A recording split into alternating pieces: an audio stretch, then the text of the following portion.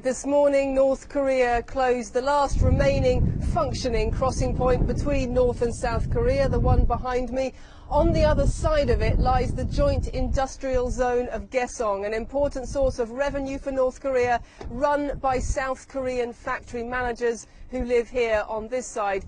It had been operating normally despite all the rhetoric, but this morning North Korea closed its side of the border, said that South Koreans could not cross over into that industrial zone, although it said it would let South Koreans already in the zone return to the south. Now, about 800 South Koreans are believed to be in that complex, and so far only a handful of them have actually come back to South Korea, although about 400 were due to do so today. And the reason they're staying put, we're told, is that they're worried that if they come out, they won't be allowed to go back in again.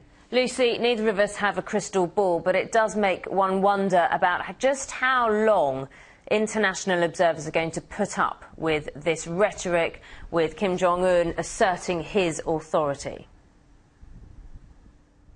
Well, you look at what South Korea and the United States have been saying for the past few weeks. They've given a very clear message that they will not tolerate any provocation, as they call it, from North Korea. They'll respond swiftly and sternly to any kind of military action.